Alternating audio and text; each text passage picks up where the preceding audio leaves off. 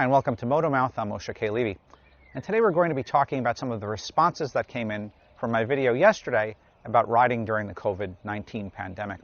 Now, I must have struck a chord yesterday because I've never received as many responses to any video as much as I did to yesterday's about riding during the pandemic. By last night, I received literally over 100 emails, mostly positive. And some even said that their kickstands are down after watching and considering some of my points. And of course, I got a few from folks who think I'm a total moron who's trying to impinge on their God-given constitutional right to ride their motorcycles. But some others were on the fence. This video is for them. I even had a few from folks who are trying to convince others and having a rough time with it. This video is for them too. The arguments against my points fell into a few general categories, and so I'd like a chance to counter those arguments to clear up any misunderstandings. Let's go through them together. Now, a caveat, you really do have to watch yesterday's video for this video to make any sense whatsoever. So just click the link above and you should be able to go right to it. Okay, so the first argument goes something like this. Hey, everything in life is a risk. I could stop riding temporarily, but get hit by a bus crossing the street. I could slip in the bathtub and fall and crack my head open. Hell, a piano could fall from the sky right now and kill me right here. Yeah, all true. Nearly everything does involve risk, but not the same degree of risk. Remember your risk management ladder from basic MSF class when you got your permits or licenses to ride? Okay, so in the MSF basic course, when you got your permit or you got your license and your teacher was talking about the risk management ladder, he was using a ladder as an analogy for risk management. Safety represents the floor. Nothing can happen to me on the floor. And with each step of the ladder, my risk increases. Everything's risky, right? Everything. Here, I'm riding my motorcycle. I'm one step above the floor. I'm one step above safety. I'm just riding my motorcycle on a country road. I'm having fun, okay? But now I'm going to ride my motorcycle when my tires are bald. And I'm pushing it about 8/10 of what I can do. Okay, my risk just increased, right? Now, I'm going to ride my motorcycle with my bald tires at 8 or 9/10 of what I can do, but it's starting to snow. So now I'm here, getting farther and farther away from safety, okay? Now I'm riding my motorcycle, my tires are bald, 8/10 of what I can do, it's starting to snow, and now I'm going to do it Friday night when statistically all the drunks are out on the road, okay? Now I'm over here. Everything's risky, right? Everything's risky, yeah. This whole ladder is a risk. But I'm a hell of a lot safer lower on the ladder than I am up here. So all this argument about everything's risky is just psychological rationalization. It has no place in rational thought. My video wasn't about riding motorcycles or stopping to ride motorcycles. My video was about reducing risk, doing everything you can right now because of the circumstances we find ourselves in, so you don't wind up in the hospital, where you will be greeted by hundreds or thousands of infected patients, where the staff that you encounter will be exhausted beyond belief, where you will encounter a lack of basic supplies. This is pretty rational stuff.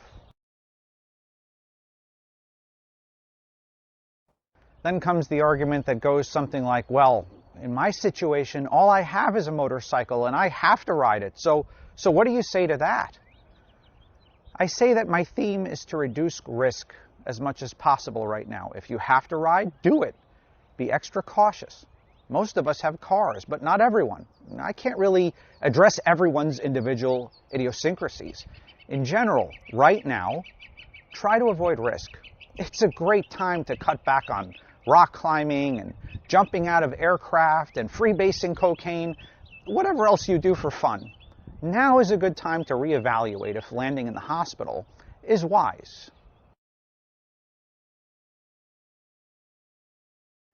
Next comes my favorite crowd, and they say, well, you don't know how to ride, Moshe Levy. You don't know how to ride, and that's why you're so worried, and that's why you're so nervous.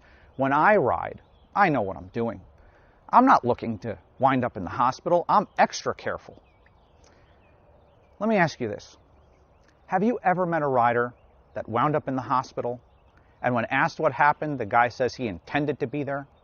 Yeah, I went out for a ride Sunday morning, and I fully intended to go off the road and crash. Does that make sense? When you consider who was taken out riding, okay? Great safety gurus like Larry Grodsky, million milers like John Ryan, the man who would stop at nothing. Great book, by the way. Real black belt level experts at riding. Are you really that arrogant to think that you're above crashing? I got one yesterday from a guy who said, if I crash on my bike or I crash in my car, what's the difference? Are you really so daft to think that landing on the pavement right now, even in all your fancy gear, is about the same as not landing on the pavement right now or being surrounded by steel if you have a car? Do you think the risk is really the same? Educated motorcyclists accept risk as it is, objectively. They don't put their heads in the sand. This is advice from David Huff, which is worth following now more than ever.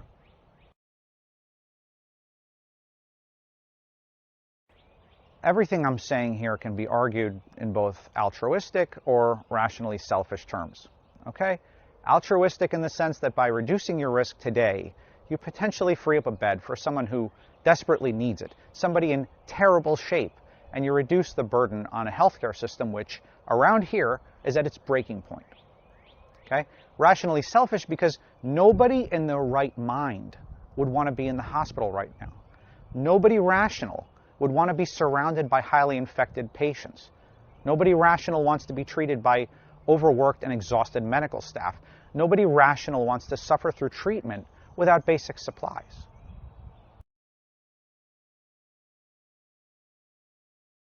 And then the final question I got, why am I doing this? Why am I making these videos? Why didn't I stick to just testing stuff? You know, I've got articles in progress. I could have just talked to you about the new comm system I'm testing or some new gloves that I was testing before I stopped riding. Why am I doing this? Why I'm doing this is because my wife and I travel almost every day for her and every day for me to the most infected town in the most infected county in the second most infected state in the most infected country in the world right now. We don't have the luxury of staying home and going stir crazy. I wish we did, but we don't. I have coworkers who are now infected. I have family which is now infected. Hell, with our risk level, Terry and I probably most likely will get infected ourselves. So this is my way of trying to do what I can to reduce the strain. Until next time, keep the shiny side up and please consider leaving your kickstand down until we break the back of COVID-19.